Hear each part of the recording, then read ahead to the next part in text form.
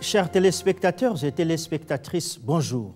Nous continuons notre série des sermons sur le thème « Prospérer dans la misère ». Aujourd'hui, nous allons parler de Joseph qui prospère en prison. Mais avant tout, donnons une petite introduction à notre sermon. Jules, le jeune homme qui habite derrière la poubelle puante du quartier Bidonville, vient de se réveiller ce matin de misère quelque part en Afrique. En faisant sa toilette matinale, une pensée profonde et négative lui colle dans la tête. Que va-t-il devenir? A-t-il un avenir dans cette Afrique morte, dans cet Haïti malade, dans ce tiers-monde misérable? Va-t-il connaître le bonheur? Va-t-il prospérer dans la vie? Va-t-il devenir quelqu'un? Une petite voix intérieure, une faible voix lui dit oui, mais une forte voix menaçante tonne de l'intérieur de sa tête et lui dit non. Jules est d'accord avec la deuxième voix, la plus forte, la menaçante, la voix du diable.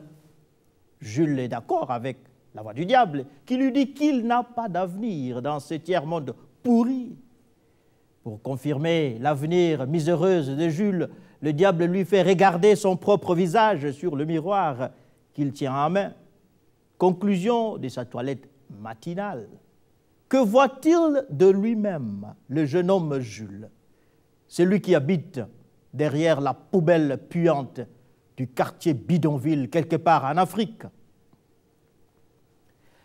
En fixant ses regards sur le miroir malheureux qu'il tient en main, Jules rencontre la misère. Jules découvre la misère qu'il filtre de son visage. Jules prend conscience, il a des yeux malheureux, il a des cheveux malheureux. Le malheur, la misère sointe des cheveux de Jules. Plusieurs années avant, à l'époque où le dictateur national était encore moins sauvage, à l'époque où le dictateur n'avait pas encore dilapidé tous les biens publics, Jules avait des cheveux noirs. Mais aujourd'hui, en regardant sur son miroir de misère, Jules remarque qu'il porte des cheveux malheureux. Ces cheveux sont malheureux parce qu'ils sont jaunes. Les cheveux de Jules sont jaunes parce que le peu de vitamines qu'il parvient à sucer des os asséchés, des viandes d'hier, ne parviennent pas à remonter jusqu'à sa tête. Les cheveux de Jules sont malheureux, jaunis parce qu'ils sont sans vitamines. Mais les vitamines qui manquent aux cheveux de Jules, où sont-elles passées? Où se trouvent-elles, ces vitamines? Les vitamines volées aux cheveux de Jules se trouvent dans les joues paumées des aspirateurs économiques étrangers, ces vautours venus d'ailleurs, hommes au sourire volontaire, qui sucent tous les contrats et biens nationaux au profit de leur descendance d'outre-mer. La vitamine qui manque aux cheveux malheureux de Jules, le jeune homme misérable d'Afrique et d'Haïti, se trouve aussi dans les gros ventres honteux qui poussent des costumes coûteux que portent les faux riches de chez nous. Ces faux riches qui se sont enrichis sur les cheveux jaunis de Jules, sur les yeux éteints des nourrissons d'Afrique, sur les langues pendantes de nos vieillards, sur les lèvres boursouflées des vendeurs à la sauvette, sur les dents pourries des adolescents, sur les côtes sculptées des jeunes enfants. Que dire encore? Est-il possible de prospérer dans la misère noire dans laquelle Jules et le reste des populations africaines et haïtiennes moisissent? Non, dit le diable, la misère noire va emporter les populations miséreuses du tiers-monde. Oui, dit le Seigneur, le Dieu de la Bible, dans la misère, le Dieu de la Bible sait faire prospérer son peuple. Comment? Voyons encore ce que Dieu a fait dans la vie de Joseph, ce jeune homme hébreu vendu par ses frères en Égypte. Ce jeune esclave qui a commencé à prospérer dans la maison de son maître, mais qui, hélas, a été jeté en prison à cause des fausses accusations portées contre lui. Mais comme la Bible nous l'a enseigné la fois passée, même en prison, le Seigneur a été avec Joseph et lui a donné la réussite. Maintenant, suivons comment Dieu va commencer à le sortir de la misère, petit à petit, et d'une manière merveilleuse. Nous lisons dans le livre de la Genèse, au chapitre 40, les versets 1 à 23. La Bible raconte l'histoire suivante. Après ces choses, il arriva que les chansons et le panetier du roi d'Égypte offensèrent leur maître, le roi d'Égypte. Pharaon fut irrité contre ces deux officiers, le chef des échantillons et le chef des panetiers. Et il les fit mettre dans la maison du chef des gardes, dans la prison, dans le lieu où Joseph était enfermé. Le chef des gardes les plaça sous la surveillance de Joseph, qui faisait le service auprès d'eux, et ils passèrent un certain temps en prison.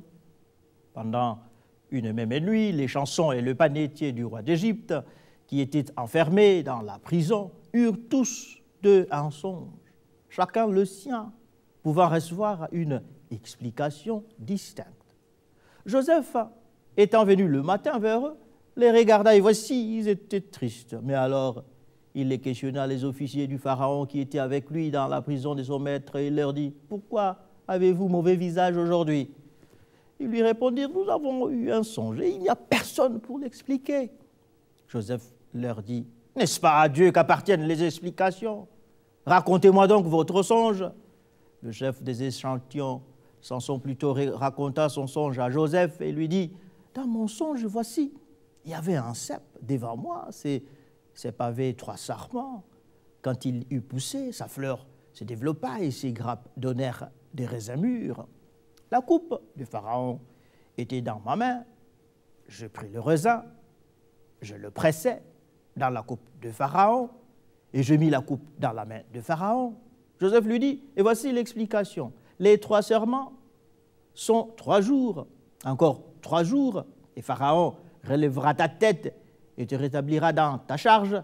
Tu mettras la coupe dans la main de Pharaon, comme tu avais l'habitude lorsque tu étais son chanson plus tôt. Mais souviens-toi de moi, quand tu seras heureux et montre, je t'ai pris de la bonté à mon égard, parle à ma faveur à Pharaon et fais-moi sortir de cette maison, car j'ai été enlevé du pays des Hébreux et ici même je n'ai rien fait pour être mis en prison. Le chef des panetiers, voyant que Joseph avait donné une explication favorable, dit « Voici, il y avait aussi dans mon songe 3 corbeilles de pain blanc sur ma tête. Dans la corbeille la plus élevée, il y avait pour Pharaon des mets de toute espèce, cuits au four, et les oiseaux les mangeaient dans la corbeille au-dessus de ma tête. » Joseph répondit et dit « En voici l'explication. Les 3 corbeilles sont 3 jours, encore 3 jours, et Pharaon enlèvera ta tête du dessus de toi, te fera pendre à un bois, et les oiseaux mangeront ta chair. Le 3e jour, jour de la naissance de Pharaon, il fit un festin à tous ses serviteurs, et il éleva la tête du chef des échantillons et la tête du chef des panetiers au milieu de ses serviteurs. Il rétablit le chef des échantillons dans sa charge des chansons pour qu'il mît la coupe dans la main de Pharaon, mais il fit pendre le chef des panetiers selon l'explication que Joseph leur avait donnée. Le chef des échantillons, ne pensant plus à Joseph, il l'oublia.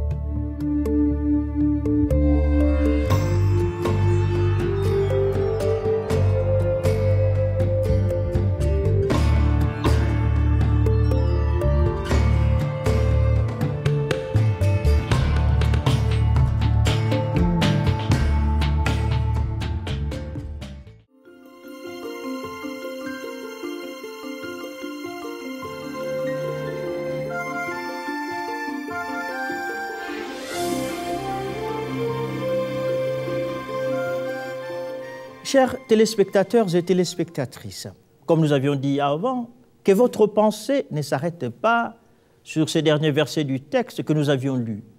Ne vous tourmentez pas sur le fait que les chansons de Pharaon aient oublié Joseph après avoir été rétabli à son poste. Cet oubli, si énervant qu'il soit, contribue au plan final de Dieu. Regardons plutôt à la stratégie de Dieu sur comment faire sortir Joseph des prisons et lui accorder la liberté et la prospérité en même temps. Chers bien-aimés, comment est-ce que Dieu commence-t-il le processus de la libération et de l'enrichissement, de la prospérité de Joseph? Dieu commence le processus de la bénédiction de Joseph en lui accordant un don spécial, la capacité d'interpréter les songes. Joseph exerce le don spécial que Dieu lui a accordé pour aider un de ses co-détenus plus tôt. Par la grâce de Dieu, Joseph explique le songe de les chansons du roi d'Égypte. Il lui prédit sa libération de la prison dans 3 jours. Et cela s'accomplit exactement comme Joseph l'a prédit.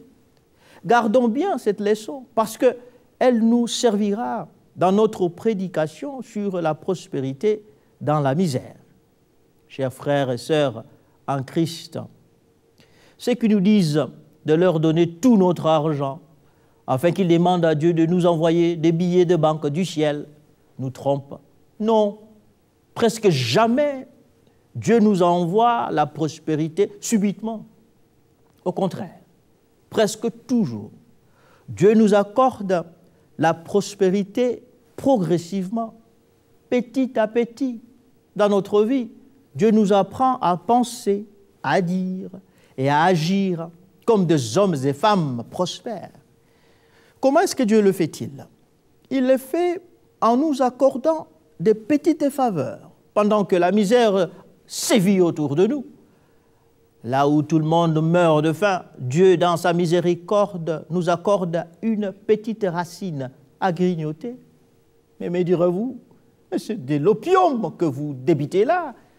Comment considérer la mendication d'une racine en brousse parmi les réfugiés fuyant la guerre comme un signe de la prospérité de Dieu? Mais allez demander les réfugiés d'hier qui sont devenus des régnants d'aujourd'hui. Ils vous le diront. Ils ont mangé des racines crues dans la forêt. Cela a été une prospérité parce que cela les a gardés en vie pendant que tout le monde mourait. Progressivement, mais sûrement, Dieu pourvoit aux besoins de ses enfants qui vivent dans le malheur et dans la misère. Mais plus encore, il leur accorde des dons, des capacités naturelles, des capacités spirituelles, des capacités intellectuelles sur lesquelles Dieu va construire leur prospérité dans l'avenir. Le don d'interpréter les songes était la capacité que Dieu avait placée en Joseph pour le préparer à la vraie prospérité. Quand nous réalisons l'histoire de Joseph, nous allons nous rendre compte que depuis son enfance, Dieu avait commencé à ouvrir l'intelligence du jeune Joseph au mystère des songes. La Bible dit, Joseph eut un songe et il le raconta à ses frères qui le haïrent encore davantage. Il leur dit, écoutez donc ces songes que j'ai eus, nous étions alliés des gerbes au milieu des champs et voici ma gerbe s'éleva et s'étint debout et vos gerbes l'entourèrent et se prosternèrent devant elle. Ses frères lui dirent, est-ce que tu vas régner sur nous? Est-ce que tu vas nous gouverner? Et ils les haïrent encore davantage à cause de songes et à cause de ses paroles. Il eut encore un songe et il les raconta à ses frères. Il dit, j'ai eu encore un songe et voici le soleil, la lune et les 11 étoiles se prosternaient devant moi. Il les raconta à son père et à ses frères. Son père le réprimanda et lui dit, que signifie ce songe que tu as eu? Faut-il que nous venions, moi, ta mère et tes frères, nous prosterner en terre devant toi? Ses frères eurent de l'envie contre lui, Mais son père garda le souvenir de ces choses. Genèse 37, 5 à 11. Sans que Joseph ne s'en rende compte, Dieu commence à placer en lui un esprit supérieur, une intelligence, une sagesse divine qui lui permet d'entrer en rêve dans l'avenir pour voir les possibilités nouvelles et illimitées de Dieu dans sa vie. Mais étant encore jeune, Joseph ne pouvait pas encore bien comprendre la signification des métaphores, des images que Dieu lui mettait en esprit pendant son sommeil. Les métaphores des 11 gerbes liés qui se prosternèrent devant le gerbe lié par Joseph, l'image du soleil, de la lune et des 11 étoiles qui se prosternaient devant Joseph anticipent un avenir princier. Pour le jeune Joseph, ses frères jaloux et son père comprennent bien la portée des rêves du jeune Joseph, même si lui-même, encore jeune et naïf, il ne comprend rien. Chers téléspectateurs et téléspectatrices, les songes que Dieu donnait à Joseph étaient un signe que ses destinées, que son avenir était déjà d'avance tracé par Dieu. Dans sa souveraineté et dans sa miséricorde, Dieu avait déjà inscrit dans le code génétique spirituel de Joseph les dons et capacités intellectuelles nécessaires qui lui donneraient la réussite dans l'avenir. Cela ne devrait pas nous étonner. Dieu ne dit-il pas dans sa parole qu'il connaît les plans qu'il a formés pour notre vie? Jérémie chapitre 29, verset 11 dit « Car je connais les projets que j'ai formés sur vous, dit l'Éternel, projets de paix et non de malheur, afin de vous donner un avenir et de l'espérance. » Tel était le cas pour le jeune homme Joseph, qui commençait à s'ouvrir à la signification des songes pendant sa jeunesse. Tel est le cas pour toi aujourd'hui. Malgré la gravité de la misère dans laquelle tu te trouves, le Seigneur dit clairement qu'il a formé sur toi un projet de paix et non de malheur, afin de te donner un avenir et de l'espérance. Chers téléspectateurs et téléspectatrices, si Dieu dit quelque chose, quelle autre créature, quel autre homme, quelle femme, quel ange, quel démon, quel diable peut changer ce que Dieu a dit? Comme Dieu a dit qu'il a formé sur nous un projet de paix et non de malheur, afin de nous donner un avenir et de l'espérance. Est-ce que quelqu'un peut faire échouer le plan de Dieu pour ta vie? Jamais. Nous allons continuer après.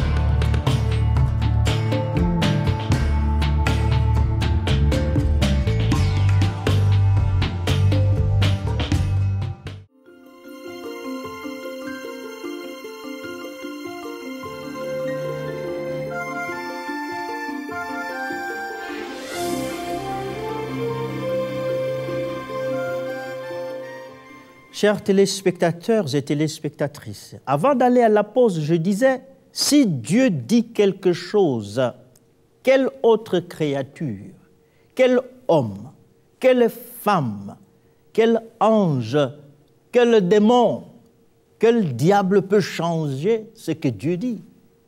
Comme Dieu a dit, qu'il a formé sur nous un projet de paix et non de malheur, afin de nous donner un avenir et de l'espérance.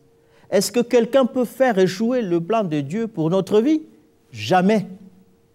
L'apôtre Paul dit clairement et catégoriquement les paroles suivantes. Si Dieu est pour nous, qui sera contre nous?